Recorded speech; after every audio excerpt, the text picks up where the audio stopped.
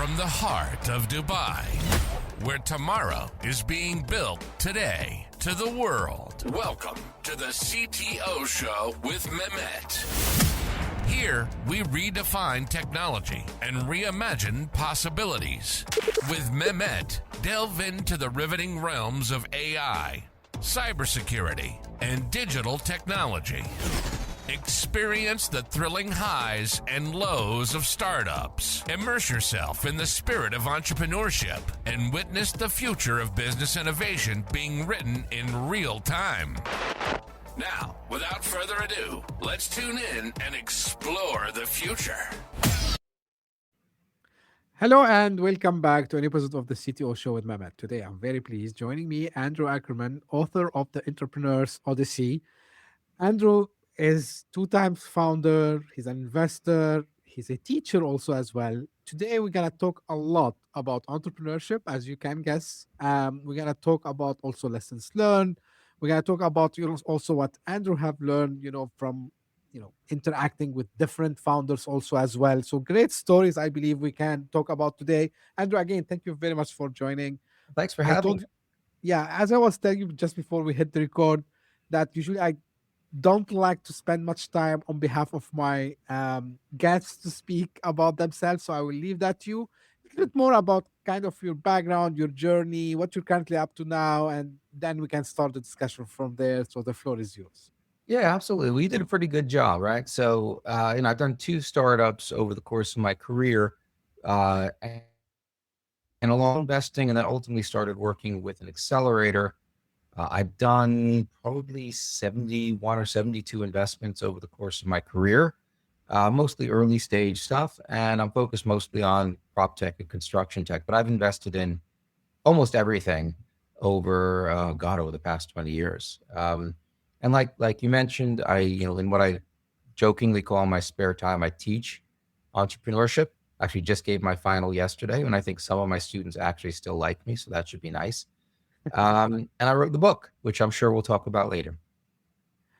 Absolutely, we'll talk about later. Now, Andrew, very few people they pass through all these different stages, right? So, being a founder and later investor, being an accelerator, a director, and then teacher.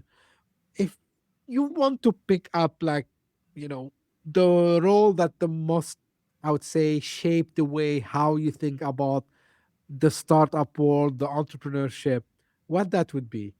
So it would definitely be the 7 years I was running DreamIt's accelerator programs. And in part because it changed so much over the 7 years. Uh, Actually, there's a really interesting post that a friend of mine put on LinkedIn that I commented on. She was talking about the stages an investor goes through, right? You become an angel investor, you're excited, you start dropping a couple of checks and you're mostly relying on gut. Then there's kind of that humbling experience where things that you thought were definitely going to happen just die. And then if you're in a fund, you start getting kind of conservative the next couple of years. You try to do things with consensus. You work on your kind of process, but they're a little bit overly conservative. And then once you've gone through that phase, you have a more balanced approach, and that can kind of emerge as a more mature investor. And I remember thinking to myself, that my journey was a little bit different. So, I did go through a little bit of that first, oh my God, I'm making angel investments, trust my gut. I probably some combination of got lucky on my first investments and also didn't have that much money to waste. So I didn't go nuts that way. But the real difference was when I joined DreamIt. When you're in an accelerator, you're investing in a different way from a regular VC fund. It's like a regular VC fund, they might make 10 investments a year across all the partners. So if there's 2 or 3 partners, you might actually pull the trigger on 2, 3, max 4 investments a year. And the money goes in. You're usually investing in a seed or a series A if you're early stage. And it's supposed to last them about 18 months. So you make your 3 or 4 investments, and then it's about a year to 18 months before you realize, how did that work? Are they going to succeed to raise their next round? Are they going under? And for the ones that kind of go under, if you wanted to kind of go back and figure out what you did wrong or what decision factors weren't optimum, you kind of can't figure it out because you're still on the outside of the startup kind of looking in. So you don't actually see what was happening. So you're trying to it's almost like you have your hands, you're reaching into a black box and trying to figure out what's going on in there or what went wrong. Now, when you're running an accelerator, it's a much different business. So I was running one cohort a year. There's some that do two cohorts a year, but it was 12 plus or minus startups a year for my first 2 or 3 years. And I looked at 1,000 startups each to get there.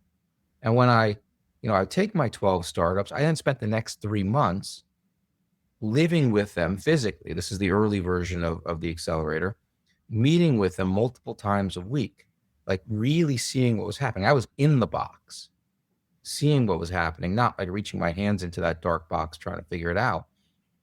And what's more, our expectation, given that we were investing so early, was that a third of the portfolio would be dead within 6 to 12 months. And that was okay because we were investing so early, we had bigger stakes, the economics worked, but it was a different expectation. What that meant was I was seeing about 3 or 4 times the number of startups, making 3 or 4 times the number of investments, getting much more direct feedback on what was happening, right? I thought it was a great founding team. The founding dynamics are screwed up. Okay, I understand what I didn't see. And I was getting that feedback in a third or a half the time. So that meant that period of time that a lot of investors go through where they're kind of slowly figuring it out was very compressed at the accelerator. So I think I learned a lot faster. My learning curve was a lot steeper. And that's number one. The other big thing is, as an accelerator, you're much more focused on bringing in other investors, right? If you're a VC, you might lead the round, you might follow somebody, but with an accelerator, it's almost all about bringing in a lead investor. And as we went later stage, and as we went for companies that were already post revenue but looking to get to their Series A, we focused very heavily on helping them with business development. Like we went vertically focused specifically so that we could work more deeply on this. So then I ended up going very deep into corporate innovation, corporate venture funds, innovation teams, and trying to understand what it actually took to get a large company to pilot with, a 3-person team. And that was a very different skill set than I think I would have gotten anywhere else. That's, I meet a lot of people who works in this space. They tell me it's rewarding to see also you betting on small teams and then seeing big organization, big corporates, enterprises, actually giving the trust to these guys with sometimes, critical things, right? Which usually they wouldn't do it. And I think by itself, this is something so big to learn, I would say, because it requires a different kind of skills, because you are the one in the middle, as you said, between the founders, the investors, and the corporate. So it's a very specific place to be. And this is why sometimes I do similarities. Sometimes it makes sense, sometimes no. But I say kinds of, you are the product manager in a startup, actually, in an accelerator, because you have to talk to different stakeholders and then try to see where things can go better. Can I help here? Can I get this there? Should I pivot from there? Now, and this leads me to the question I want to ask you also, Andrew, which again, it's come from experience, both as a founder and an investor and running the accelerator. You mentioned about, what's going to happen in 12, 18 months, right? So I know it's kind of a cliche question. I know it's kind of, maybe you were asked multiple times about it, but I really want to understand from your point of view, because you've done this, for a lot of time. What separates, the founder? I would say the founders. I would not say the startups that survive from the one that really they don't cross what we call it the chasm sometimes, whatever you want to call it. Like at the end they say like 90% of the startups they close in the first year, right? Mhm. Um so what are the traits of the founders who make it? Let Sure. me ask it this I'm way. I'm going to give you two totally different, diametrically opposite answers to the same question. Uh, Sure. so you'll forgive me for being a little maybe inconsistent, but I think it's important, right? So there's Sure. two ways to think about this. Number one is there's no one thing, right? Think about a startup like a chain. So not like a rope. So the reason I make this analogy is, let's say you have a rope, and some of the strands are starting to fray. The rope can still work as long as the remaining strands are still strong enough. You can still use it. You can pull things, lift things with it. It's fine. Now with a chain, if a single link is broken, the chain is useless. It doesn't matter how strong the other chains are. So in a very real way, the successful startups are the ones where they have no broken links, or in other words, they haven't made any critical mistakes. They made tons of mistakes, but none of them have been critical enough to break a link. So they're kind of all the same in that they haven't screwed up in a critical way. Now, it's the failed startups that all failed in many different ways. Like some of them went after a market that was just too small to begin with. Others had the wrong revenue model. Some had the wrong team, bad team drama. Still others turned out the problem they were solving just wasn't that painful. Those are all different links in the chain that takes a startup. And each one fails in its own, sometimes spectacular way. But you ask me what makes a successful team a successful team. In a way, it's just that they haven't screwed up any of those things in a major way. So that's answer number one. Now I'm going to give you a totally different answer. Sure. I'll say the totally different answer is the things that separate a founder who will make it from a founder who will ultimately hit a wall are the ones that treat everything in life like an experiment. I have a good thesis as to why I'm doing this. I have a well-reasoned but loosely held opinion. Like I am going to go to market with, I don't know, Instagram and Facebook ads because, and then the founder will lay out his or her reasoning. But they'll run a test, right? They won't bet the pharma. They'll run a couple of small tests. And if it turns out their cost per click isn't where they modeled it out to be, they're like, well, that didn't work. Let's try something else. Or an investor or some other mentor will come to him and say, Mehmet, listen, I think you should do X. And the founder's like, well, I was planning on doing Y. Now, a bad founder will be like, yeah, I want to do Y. That's the end of it, right? They're stuck. They know what's right. They're not going to do it. They're like stuck in one place. An equally bad founder will, the moment anyone else gives them advice, just try something else. Like, oh, I should do Y instead of X. I will do that. They're like a weather vane. The good founders are the ones that will come and say, hey, Mehmet, listen, I understand you said I should do Y, but the reason I was going to do X is this. Sounds reasonable to me. What's your logic for recommending Y? And then if you come out and say, well, I understand what you're saying, but some of the data you're basing your decision are wrong. Here's other data, or here's other experience. And if that reasoning is compelling, the founder will say, you know what, I think you're right. I'm going to try Y. And if the logic that you give them is not compelling, you're like, well, that's just my opinion. They'll be like, well, thank you very much. And they'll keep doing X. So that ability to treat everything as I'll go back to it again, a well-reasoned theory, but loosely held, like willing to change it but only in the face of actual evidence. Like that's the single most important trait that the founder can have. And when I see that, startup may still fail, right? There's certain irreducible risks involved, but Right. they fail for single quotes, dumb reasons, right? They will have done everything right. And at the end of the day, it'll go down to that one irreducible bit of risk, as opposed to other founders who will end up screwing some of the other links in the chain up, because they're just either pivoting left, right, and center, or refusing to change even in the face of evidence. Let me ask you kind of a follow-up question on this, Andrew, and let's keep it like conversation if you don't mind. Would that be different from a first-time founder versus what we call them serial entrepreneurs, people who have exited previous. Should we judge them the same way?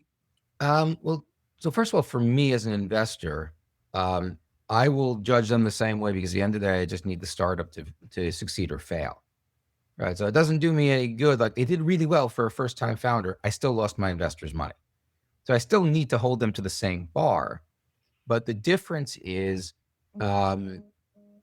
if I think they're coachable and it's a first time founder, I'm thinking about it. I think coachable, I'll do it either way, but I kind of run things through a different filter when it's their second or third time.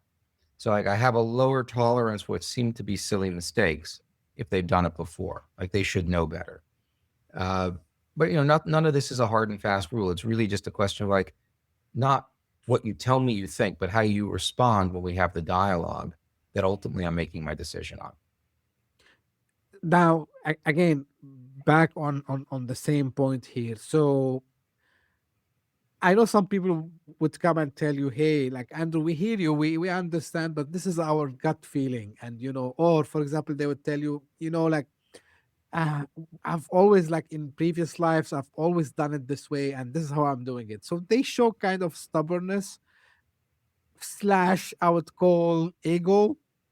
Would that also be a red flag in your opinion when dealing with such personalities? And let's be frank, all of us, we have ego. All of us, like Yeah. we have sometimes this, but when it crosses the line of being just kind of the traditional founder ego versus something which might become negative down to the down Um, the road.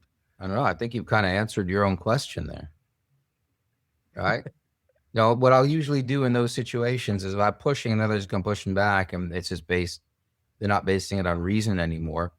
I'll say, respectfully, I disagree. This is not for me. Nothing would make me happier than you proving me wrong. I wish you the best of luck, but this is not going to be my investment. Right. Now, I gotta ask you something, Andrew, because you mentioned, being coachable, and actually you teach entrepreneurship, right? Yeah. So how we define or how we spot someone who can be coachable? Yeah. I mean, it's actually not that difficult, right? I mean, you have to spend a little time with them, you have to work with them, but ultimately, when you present, hey, I think you should do X, and you lay out your reasoning, it'll become immediately obvious if they're coachable, right? If they get it, they think about it, they ask the right questions, and if it's compelling to them and they do it and they make the change, they're coachable. If they stick to what they're doing despite it, or if you kind of give them your ideas and they sort of say they're going to run with it, but it doesn't happen or they don't do it right, they're not. Right? It doesn't take that much. It doesn't take that much experience. Right? You do it a couple of times.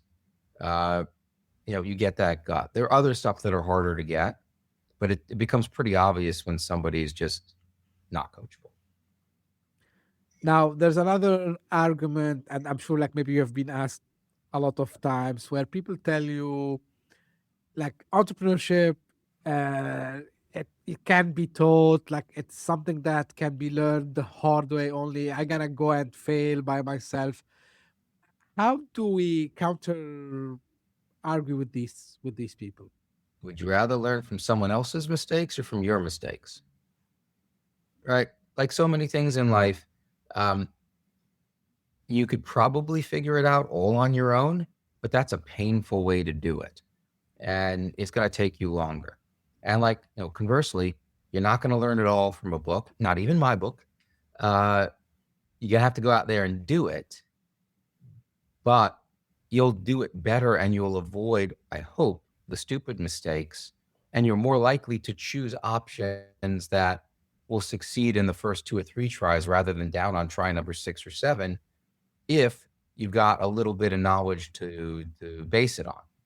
I'll give you some examples of where a first-time founder without good mentorship would make different decisions than a serial founder or someone that's actually gotten decent membership or done a little bit of homework first. Sure. Building in a bubble, right? So actually, this is important enough. It's the second or third chapter in my book, right? So a lot of founders, they have found what they think to be a very painful problem, right? It's blindingly obvious to them. And the solution comes to them fully formed and like, oh my God, this is the solution. It's going to be awesome. Now, where an experienced founder and a first-time founder diverge is the first-time founder, or the one that's not coached, will immediately go out and start building, especially if they're technical, right? If they're not technical, they'll go out and try to find someone who can build it, maybe hire somebody. But if they're technical, they'll be like, great, this is my nights and weekend project for the next 3 months. They'll start building. The experienced founders, or founders that are getting good advice, will not do any of that until they've gone out there and they've verified and validated it with a lot of customers. They'll go out, they'll start talking to all the different customers. They'll go through what the problem is. They'll go through, what their proposed solution is, and try to like really look and listen with an open mind. Are people leaning forward and saying, "Oh my God, when is that going to be done?" Or they're like, "Oh, that's kind of interesting, right?" They'll ask the probing questions to see whether or not that problem is something that lots of people feel, or just them, or that's very painful to everybody, or it's kind of like a hangnail. It's not that painful. Right? They'll be assessing that link in the chain. Is the problem big, painful, and frequent? They'll also be assessing the response to their solution. And they'll be like, well, they seem to only lean forward at like one of the 3 things that I put on the table. Maybe the other 2 features I've talked about just aren't that important to them. In fact, there's a whole technique, and it works really well with consumer-facing apps. And this is chapter 3 or 4 in the book, called the Index Card app. Have you heard of it? No. Would you like to? Yes, please. Sure, no problem. So I always ask first, because sometimes I get on a roll and they're like, yeah, that wasn't interesting to me. So let's say you have an idea for an app. So step 1, if you're going to build it, is you sketch it out. You'll wireframe it. Right? And then you start coding to it. So the thing to do at that point is to stop. Take that wireframe and actually sketch it out on index cards. Right? Just as if they were different screens on your mobile phone. And then you go and you talk to 20, 30, 40 people who are your target customers. In the book, the entrepreneur is doing a call, or the entrepreneur in the book is doing a call recording app, and he thinks it's going to be really good for small on-the-go professionals like real estate agents or general contractors. So he sits down with real estate agents, and what he does is he's like, listen, I think the person in the book that he's talking to, his name is Julia. So I say, hey, listen, Julia, I'm building this site. Before I actually build it, I want to test whether I'm building the right thing. So I'm going to give you this index card. It's the first page of the app, as if you just downloaded it. I want you to interact with it as if it were the app, right? If it's a button, touch it, swipe, do whatever you would do. Don't ask me questions, because I'm not going to be in the room when you download this app. I can't answer it. The only thing I'm going to ask you to do a little differently is to verbalize what you're thinking, because I can't read your mind. So if I'm confused, I don't know what this button does, just say that out loud. If you're like, I kind of want to do X, but I'm afraid that if I do X, something weird's going to happen, just say that out loud. But whatever you do, swipe, touch, or click, I'll give you the next screen. I'm just going to watch you interact with these index cards as if you were interacting with an app that I'm going to build. So he does this, and he learns from that process which features are really, really important to the customers, which features they don't use at all. If they don't use it, don't build it, right? Which parts are confused? Well, okay, I have to work on the user experience at this point, or the UI at this point. He also kind of confirms, based on how excited they are about certain things, whether the problem is really that painful and the solution is really that much better. And then at the end, when they debrief and they talk about it, like, he learns a lot about stuff that she wished she had in the app that wasn't there. So you can do that 20 or 30 times, and it costs you about $5 for the index cards and a pen. And you do it 20 or 30 times, takes you a week or 2, and you save yourselves months and months of work. And if you're not a technical founder, you can't do it yourself, you save yourself tons and tons of money. Right. This is gold, Andrew.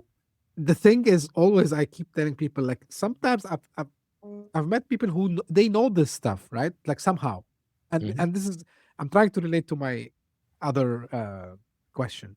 or next question.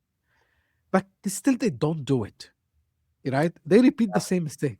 I have a joke for you about that. Please. Yeah. I tell this joke all the time. And it makes, like a spoonful of sugar makes the medicine go down. If I tell it as a joke or a story, it tends to like go over a little easier. And if I say, here's the mistake you're making. This is also why the book is written like a story rather than just a, list of advice. So this old guy is in the middle of the street at night and he's looking down. And his friend comes along and says, dude, what are you doing in the middle of the street in the middle of the night? And he says, well, I lost $20. And it's like, oh, okay, let me help you look for it. So his friend starts looking for it with him. And it only takes like a minute or two because they're in the middle of the street. There's like, in the middle of the street, there's not a lot of places for a $20 bill to be hiding. So after a minute or two, he looks around and says, I don't see it. Where exactly did you lose the money? So the old guy says, down that alley. And I said, well, if you lost it down the alley, why are we looking for it in the middle of the street? Because we know the light's better here.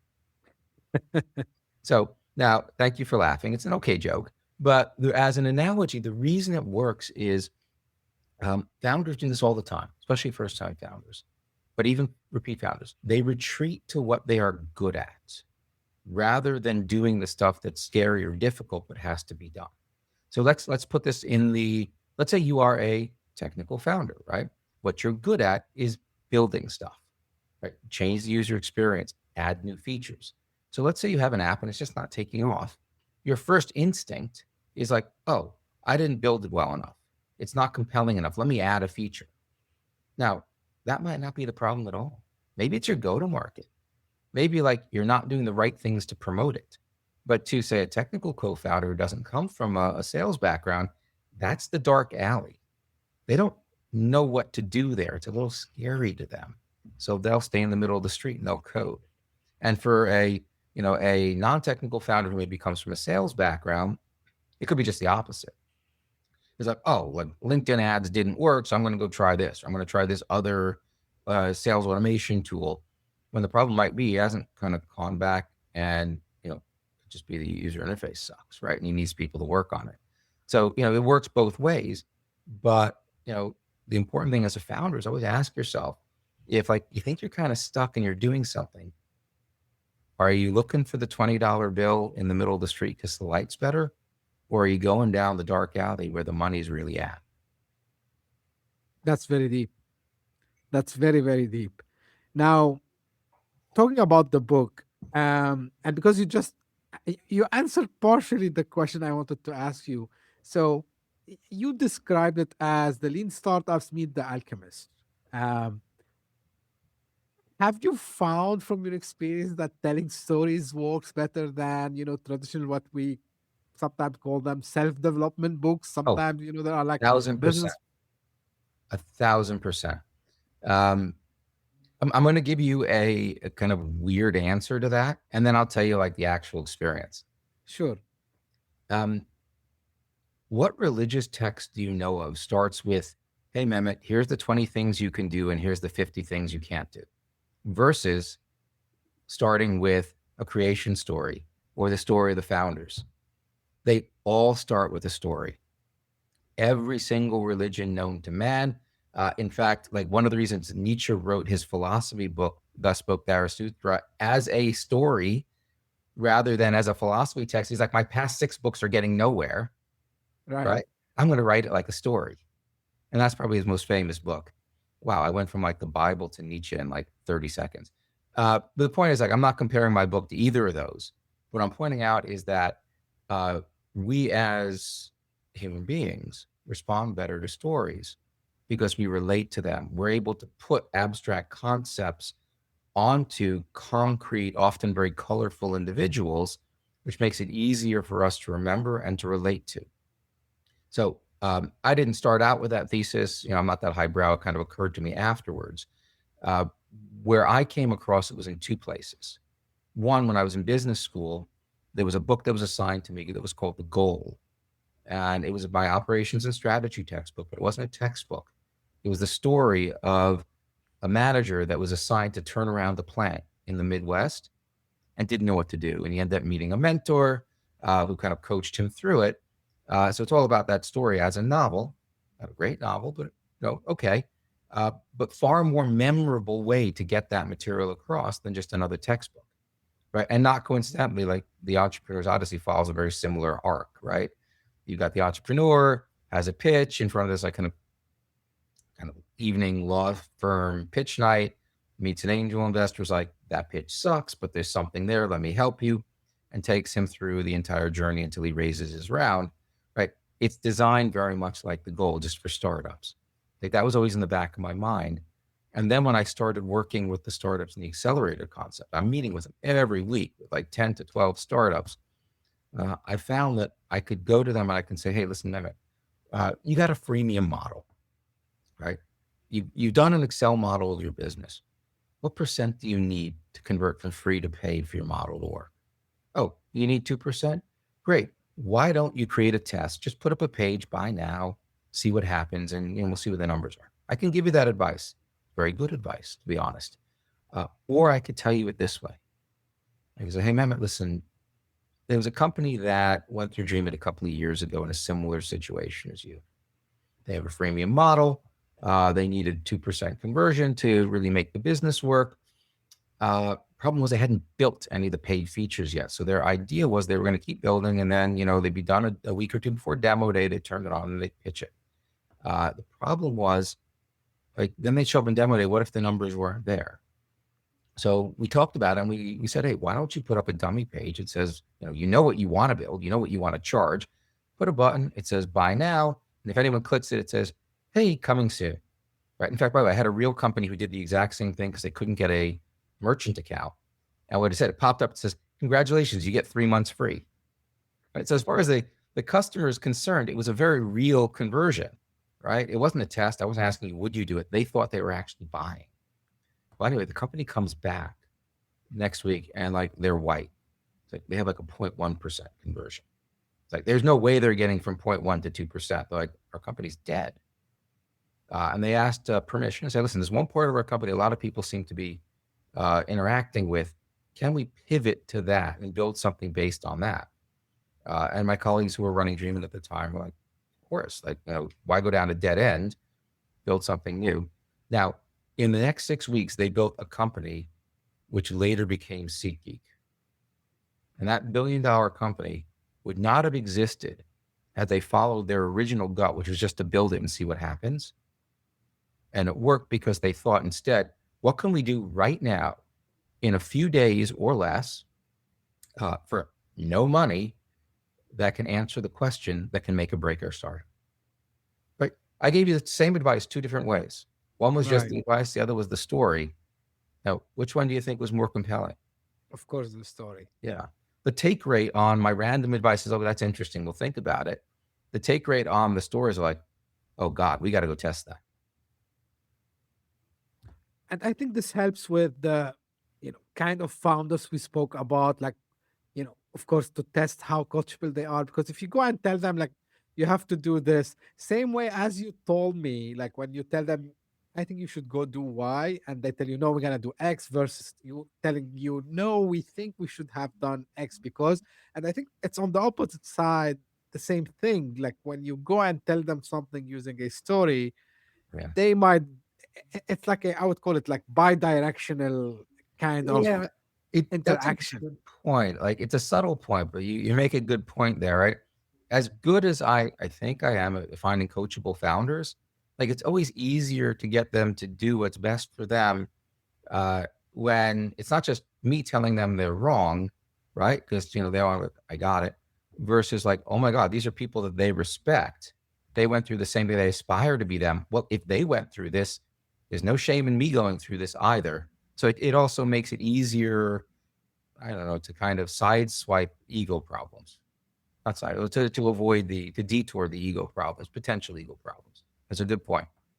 Right.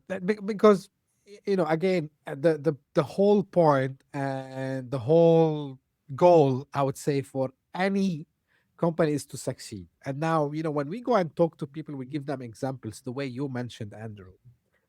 We can show actually founders who succeeded because they were also good at storytelling themselves, right? Yeah. of course, like there's a lot of examples. We there's this famous thing that always comes up, like Steve Jobs, how good he was in storytelling, and just getting to the point using a story, of course, in the sense of not a fiction story, but walking you through such an experience, like where you are today, where we are trying to take you, and this is how we're gonna do it for you, right? Now, unfortunately, sometimes people they and with similar to anything in the startup world, and I've seen this. I'm not sure if you have seen the same, Andrew, and if you have discussed in the book also. Um, I see people they overutilize the term story in a way that it's so obvious, like it's a made up thing, it's not real. How we can keep the story in the Yeah, boundaries of like making it really compelling from a anything, startup perspective. yeah, anything that is considered cool or hot uh, gets abused in the startup world, right? They're all the black turtleneck, just verbal, right? The Yes. moment, like the moment AI became cool, everyone's like, "Oh, we use AI." This, by the way, you know what this means?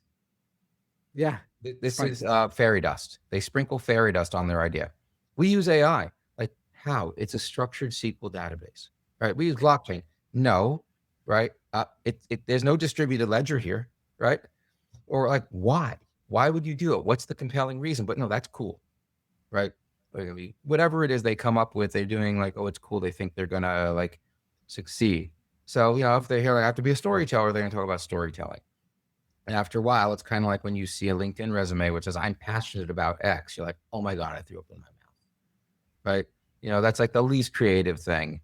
I have a technical term for it. It's a little vulgar, but I call it, it's cool shit founders say, right? No, right? I tell them like, you want to think Hemingway, right? You're not talking poetry. You're not thinking aspiration like Nike, just do it, right? You're a startup. Nobody knows what you do, right? If you were a Nike as a startup and you went to an investor and said, just do it, would they have any idea you made sneakers? No. So that's not for you, right? What you want are simple, concise terms that grandma understands, that in like 10 seconds, tell people what you did, right? And like, forget about this. That is the essence of storytelling. But I'll take it one level back even, right? Good storytelling is a skill, but it's based on another more important skill. So the skill you need as a founder, and it's cultivatable, is empathy. So empathy, as opposed to sympathy, right? Sympathy is, oh man, that hurts. I can see you're in pain. Empathy is, oh man, that happened to me. I know exactly how you feel, right? To be able to internalize that. And that makes all the difference, right? So if you want to tell a good story, you have to be able to put yourself in those characters and how they would respond.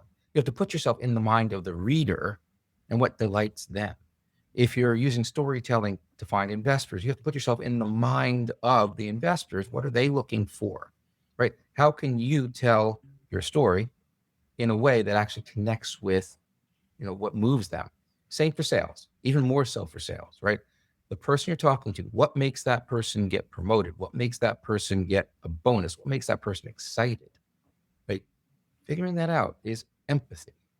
So if you cultivate that, everything else in the business world, everything else in life, I would say, gets a lot easier. Suddenly, whatever you want people to do, it gets that much easier to get them to do it if you understand how to present in a way that makes them want to do it.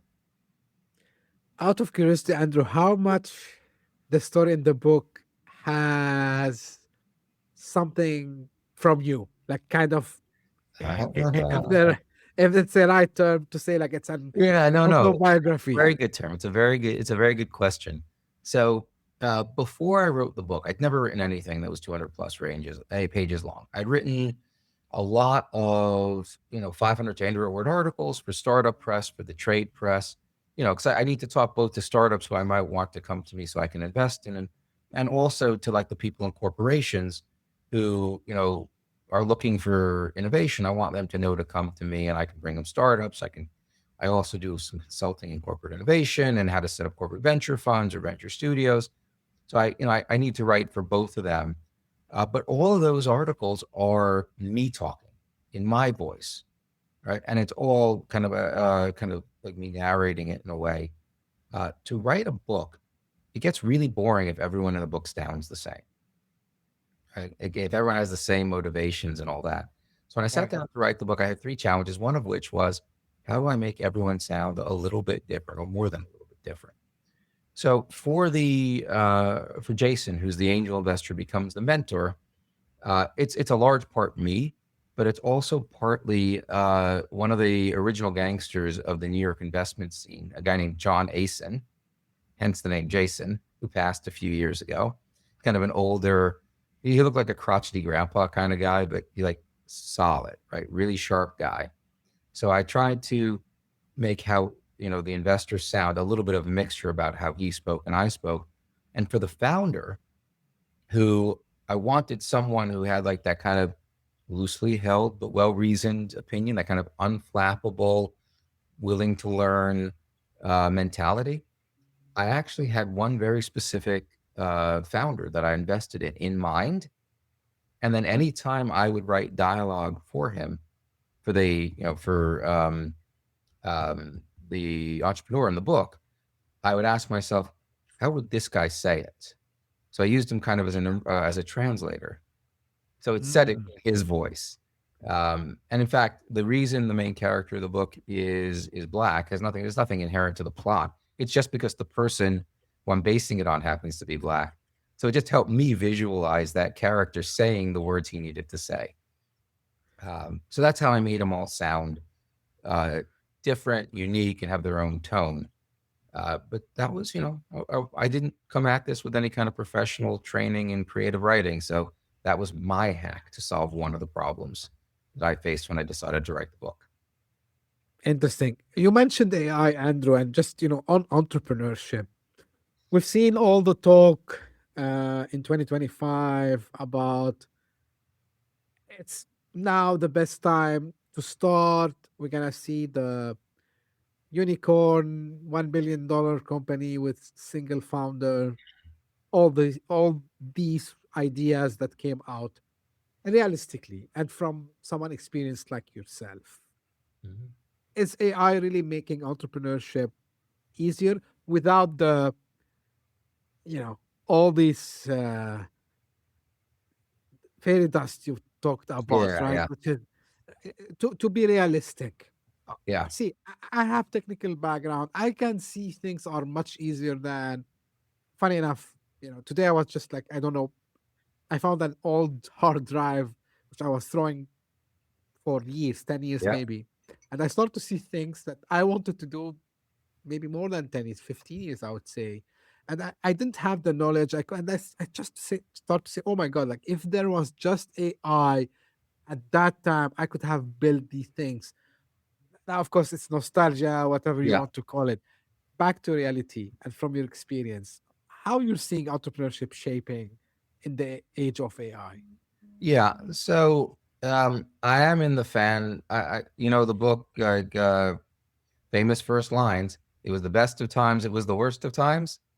Yeah, I'm more in the best of the times category, but everything is a two-edged sword. So let me explain to you what I mean please. by that. So there's a ton of hype. I'm going to talk to the founders or would-be founders who are thinking about how they apply AI to their startup. It could be an applied AI startup, meaning like I'm going to do X, but I'm going to use AI. I'm not building the AI tools. I'm just using that as my underlying toolkit. Or it could just be, it's not even an AI startup at all, but I just want to embed AI in my workflows to do things faster, better, cheaper.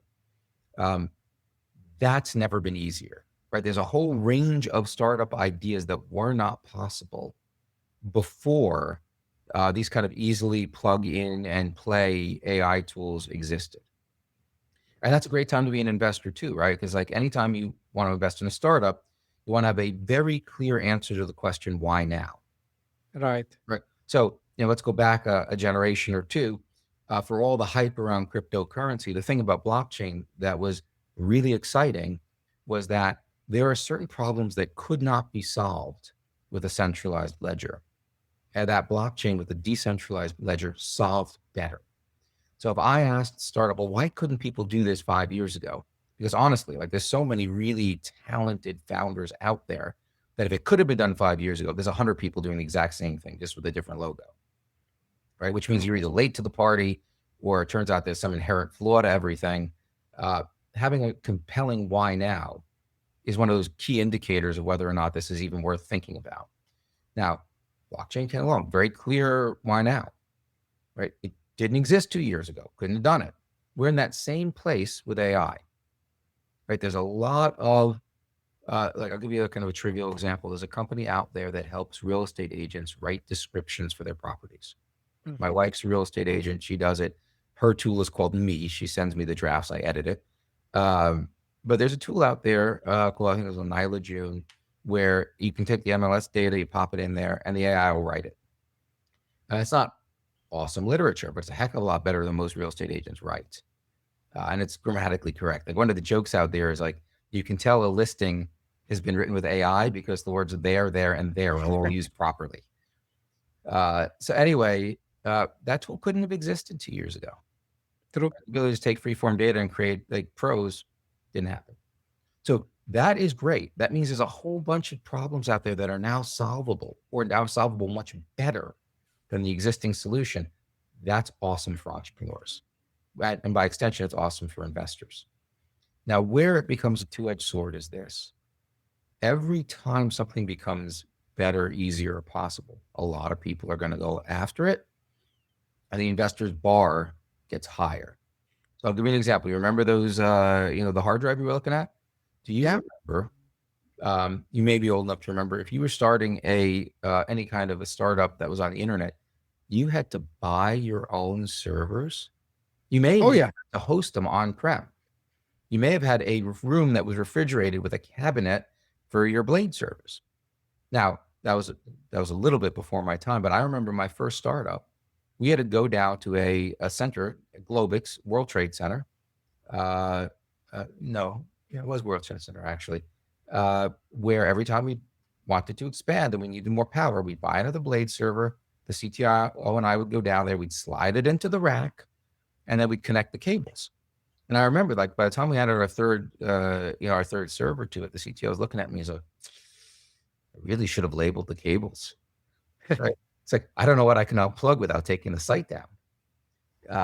And by the way, it's really cold in that room. But then, just fast forward a couple of years, AWS means you don't need servers. You just buy fractional, compute from us, and it's no problem. It's totally virtual. So the price of building a website or anything just went down dramatically. I didn't have to own any servers. I can just rent them. And, when I was starting out, there was virtually no APIs. There was no GitHub, right? Anything you wanted to build, you had to build. Right. Nuts, right? You couldn't plug into anyone else. Now there's tons of APIs. You can pull stuff off the shelf. You can get code off of GitHub if you want. You can vibe code, right? Yep. I've had mixed success with, but it's it does help, right? There's a lot of stuff that you can do, which has reduced the time or the amount of things that you have to do yourself. So what used to take $5 million just to get out the door went down to 500,000. Then it went down to 50,000. Then it went down to 5,000. And at this point, you could do it basically for free. It's just sweat equity and duct taping enough things together, which is awesome. But it means the bar for investors have just gone up. Before, it'd be like, well, what do you have? I have a business plan. Well, what can you do before I give you my $5 million? Nothing, because I need to buy servers. I need to hire blah, blah, blah, blah, blah. Okay. Right now, if you're like, give me $5 million, I need to build all these things. I'm like, hell no. What have you done with that? You have all these tools. Like, it got to the point where I expect a working prototype and maybe even revenue before you raise money. Right. The principle is the same, right? I want to see that a startup, the founders are scrappy and they've done everything humanly possible to get as far as they can and to de-risk as much as possible before asking for money. And the flip side of having all these great tools is now they can get that much further before asking. So now to raise the same seed stage round, like, I want to see more. And I think it became much easier. The thing that you just mentioned a couple of minutes ago about, when you said about the wireframe and taking it and showing it to 20, I don't think I saw anything like I'm an old guy. I consider myself, right. So I never saw something which you can do it as simple as this, even if you are a non-technical founder, like what you can do today, at least to show people what you're trying to build, which some people Mhm. they would call it like the pre-MVP even sometime. Yeah. Guess what? Like these some of these vibe coding tools, um, they do the job. In my opinion, they do the job of showing exactly what you're trying to Yep. build. And I believe they get you there. Just my 2 cents, if you allow me, Andrew, because of this, and to your point about the why now, I think what it also will differentiate them, because this is the question. Someone might vibe code the same thing that they are trying to vibe code, right? So copying. So here, where you as a founding team, you as your relationships, you as your empathy that you just mentioned, Mhm. Andrew, also. I think, of course, they talk about the mod, the data, blah, blah, blah, blah. I'm not going into this, but I mean that human aspect becomes also a mode because, you're here where your network is your net worth and how you can reach to Yeah. these people and show them the why now. I'm trying to connect the dots of Yeah. all the things So that you mentioned, Andrew. I'm going to agree in part, right? So, uh, yeah, I mean, at the end of the day, like anyone can do anything. So at the earliest stages, the team is critically important. Like I have to believe that like you can all do anything. I need to make sure that you're going to do the right thing. That you're going to do it better and faster. Now, the other part, which I think a lot of people kind of misunderstand, is that first mover advantage Yeah. isn't really that strong by itself, right? Let's say you do something and it's really awesome and you get out there and like you're a year ahead of the competition. Well, guess what? What took you a year to build will take them 3 months to copy. So if that's all you got, they're going to catch up and then you're all going to be fighting over it. First mover advantage works really well in combination with some other sustainable advantage. So let's say you're a marketplace, right? Marketplaces are super strong because once you've got the supply, why would the demand go anywhere else? Once you have a demand, why would the supply go anywhere else? That's why Craigslist, which has looked butt ugly for over 20 years, is still strong because it's a marketplace. So if you're trying to create a marketplace, then being the first mover matters a lot. Or similarly, if you're doing something like Netflix, where the suggestion algorithm is so important, like getting to scale and getting all the data so that your algorithms are better matters a lot. Because then someone else can copy everything you do, but then their suggestions suck, right? So, first mover matters in combination with that data strategy. But the first mover itself is not enough. So the beauty of all these tools is everyone can move faster, but you got to keep in mind, it's not that important that you be the first mover if you don't have that other piece that actually locks in your advantage. Right. Just as a joke, some people I saw, I think I saw it somewhere on the internet. Someone was joking, saying like, if you want to see Web 1.0, just go to Craigslist because it looks really the, very similar to the first pages that appeared on the internet. Yep. But yeah, but it's a fact, as you mentioned, Andrew. It does the job that it has Mhm. supposed to do, right? So for all these Marketplaces years. are strong models. It's a Yeah, very they strong model. are. It's proven business model, right? Like no one can say it doesn't work. Like whether it's a ad portal, classifieds, like tech, eBay, Amazon, like all these are like success stories which no one can ignore. Mhm. As we're coming close to an end, Andrew, and I'm really, I enjoyed the conversation with you today, and I think we should do maybe part two later. Sure. Final advices to founders and investors, that you might want to share with us, and very traditional question, where people can get in touch and know more.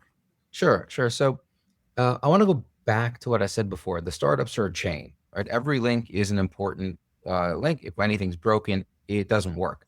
Equally important for investors who are thinking about whether they want to make an investment in a startup, especially if you're a new angel investor, trying to get beyond just your gut. and build a little bit of a process and a checklist so you make consistently good decisions. But critical for the founder who, like, I'm doing this one startup. The investor might invest in 10, 20 startups, but like I got the one. I want to make sure my one is going to be as good as it possibly can be. So the number one thing you can do, buy the book. So I'm being a little bit facetious about it. Like, getting a great mentor is way up there. But finding a mentor is tough, right? I would say buy the book first, because it'll help you figure out who's a good mentor for you to have. And the reason I go back to the book is because the book runs you through all the links in the chain. What are all the pieces that you need to have in place to know that you have a good business before you start to raise money? And then what are all the pieces that you need to actually successfully raise money? So it's all there. And it's a quick read. It's kind of fun. There's a lot of puns and visual and otherwise. You can get it Amazon, where you can get everything else in the world. I don't think there are any other books out there called The Entrepreneur's Odyssey. Certainly not ones with this really cool cover design that you see behind me. Or the pun, a novel approach to startup success. I told you they were puns. So you can do that. If you're interested in learning a little bit more about me, my personal website is Andrew, the letter B as in boy, it's my middle initial, Ackerman.com. But I won't be offended if you're like, hell, I've had enough of this guy. I just want to get the book and move on. That's okay too. No problem at all. By the way, I make the life easy for my audience. I put the links in the show notes if they are listening on their favorite podcasting app. If you're watching this on YouTube, you're going to find it in the description. So you'll find the link directly to the Amazon link for the book, and you'll find the link for Andrew's website also as well. And this is usually how I end my episodes. And, really, I was humbled 2025 with all the support that I've got. We closed the year, and I counted it, I think on the last day of December, how many times we were ranking somewhere in the world in the top 200 Apple podcast charts. And I figured out we did it every single week without missing. But the funny thing, it was from different countries. So I counted, we made it up to, I think, 44 countries so far.